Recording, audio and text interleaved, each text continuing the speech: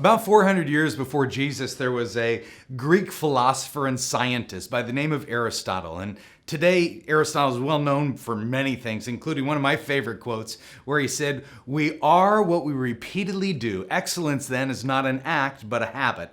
And that's such a great quote. It's actually so good. I wish it was a DougFields quote. And when I'm teaching students, I tell them that I've always said excellence is not an act, but a habit. No, just kidding.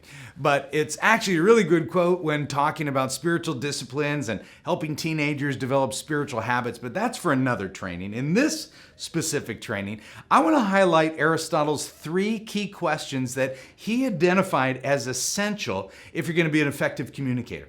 And I want to look at those 3 questions and move from being a speaker or communicator on stage to being off stage and face-to-face in front of a teenager. Because as youth workers, we don't disciple teenagers from the stage, we disciple them up close. And that's what you have said yes to getting close to teenagers as a mentor or a small group leader or a discipler. And these 3 questions will help you become more effective in what you do with teenagers. The 3 Aristotle questions revolved around these 3 words: ethos, pathos, and logos. Ethos, this is where we get the word ethical, and it initiates the primary question: are you ethical, or specifically, are you trustworthy?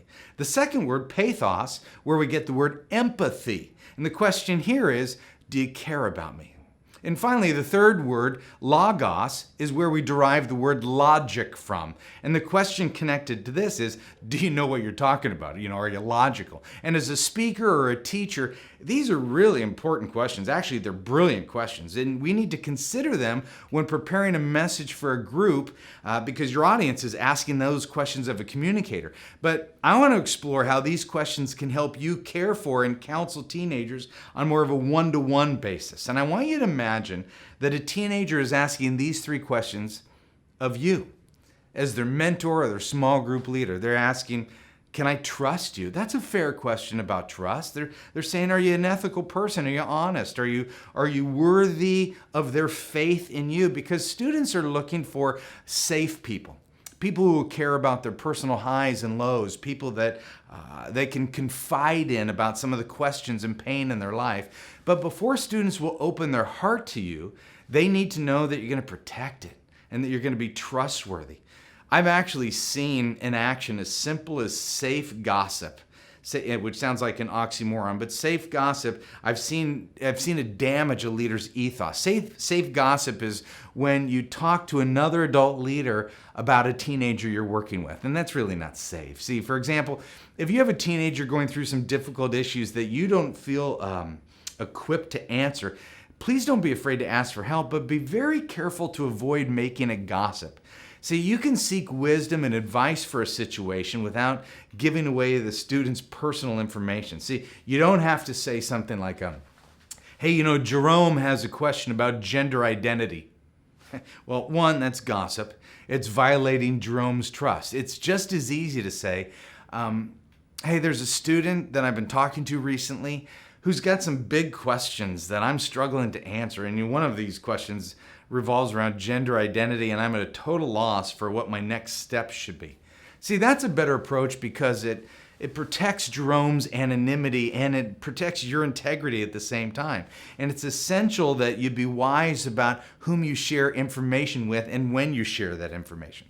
Also, under this big idea of being trustworthy, I would encourage you to not bite on a teenager's request when he or she says something like this: hey, I want to tell you something, but I need you to promise me you're not going to tell anyone.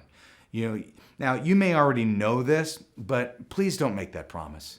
See, as a caring adult, you can't legally make that promise. And what you want to do is you want to communicate to the students that they can share anything with you, but you can never promise in advance that you won't repeat what you hear, because a premature promise to keep something private can cause you to choose between losing a student's trust and getting the student the help they need. There are times when you can't afford to keep a secret. When someone's life is in danger, when someone is being abused, when harm is nearby, you can't keep the promise not to tell anyone. Here's how I would respond. I'd say, Jerome, I'm so sorry, but I I can't make you that promise not to tell anyone. I can't because I care about you too much. I can make you the promise that I'm going to love you through whatever it is that you're going through, but I can't legally make the promise to keep anything a secret. I will make you a promise to help you in what you share with me.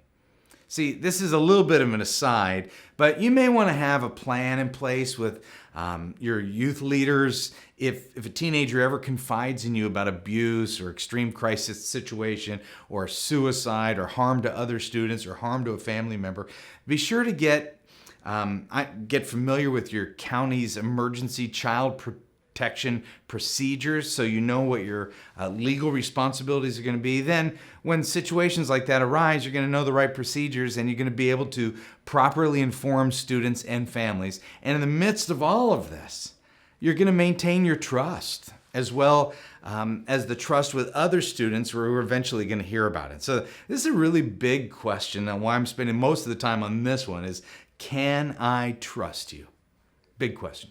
The second question is this: do you care about me? Pathos, empathy. Do you care? Teenagers are looking to confide in people who know them and will actually care for them. They live in a fast-paced world with many absent adult connections, and your teenagers need to know that you're going to take time to love them individually and pay attention to their needs and listen to them and then respond in a genuine and compassionate way.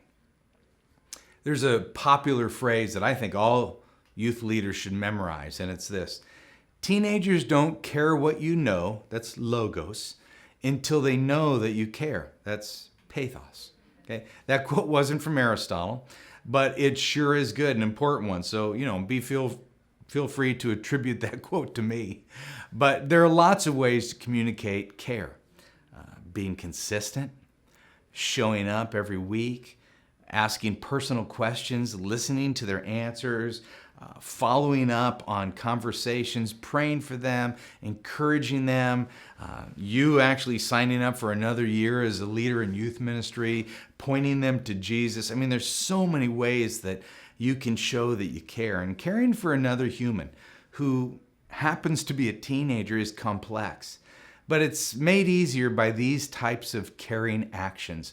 And they all communicate the message loud and clear to a teenager that says, I care about you. The third and final question is, do you know what you're talking about? And because of the nature of being a mentor or a small group leader, it's important that you know and understand some of the different issues facing teenagers. Now, at Download Youth Ministry, we've got several short, helpful training videos that can help you in this area.